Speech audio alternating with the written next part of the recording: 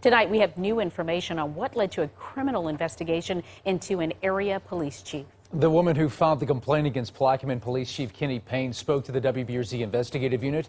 Here is our chief investigator, Chris Nakamoto, with an interview you'll see on just one station.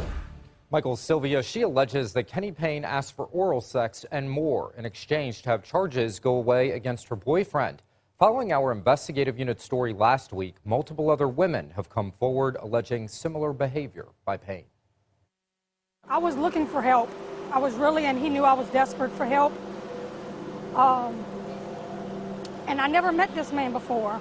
This woman is an alleged victim of Plaquemine Police Chief Kenny Payne. I was just nervous. She agreed to show her face, wanting Payne to see the hurt he's caused her. At that point, I felt like it was my fault. But does not want her name used.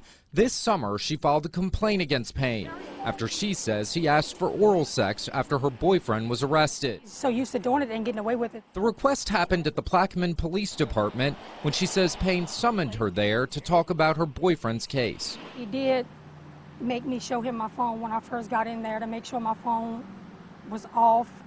Nothing could be recorded or anything, because he said that this could jeopardize not just his job, but his whole life. That's when she says Payne quickly crossed the line. He said, "I know you're willing to do anything to get him out." He took a sticky note off of the lady's desk.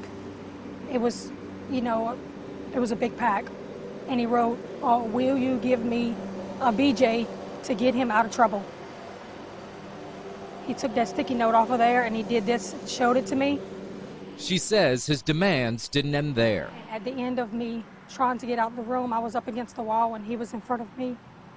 And he said, "I need to see your breast." I said, "Mr. Kenny, I can't do that." He said, "I need to see him now." I proceeded to show him.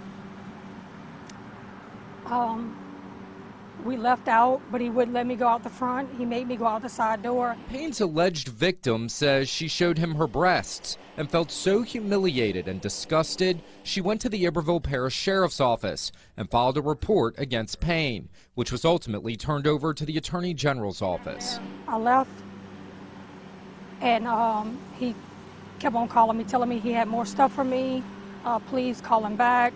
He just kept on calling me, and I blocked him on everything. Following the report she made, she hadn't heard of much else until the WBRZ investigative unit broke the story last week, which exposed the Attorney General's office was now investigating her claims.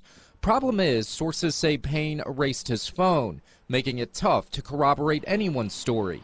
2 months ago, the WBRZ investigative unit began requesting details about an investigation into Payne through the Attorney General's office.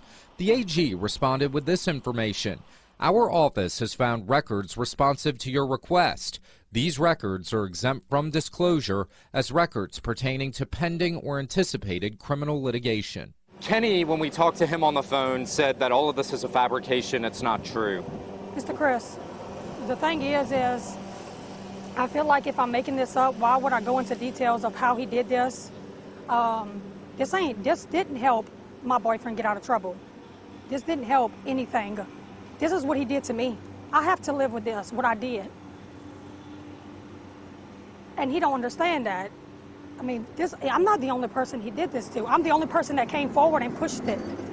That's the only reason. He thinks this is just gonna go away, and I'm not letting it go away. Not this time, I'm not. The woman recalls Payne telling her not to tell anyone. He did this when she left the police department that day. He told me before I left out the room, he's like, if you say anything, I'm not just gonna lose my job, I'm gonna lose my family too. Well, he probably should have thought about that before he did the things he did to me. Following our story, multiple other women reached out to the investigative unit making similar allegations. But with Plaquemine being a close-knit community, it's unknown if they ever filed formal complaints against Payne.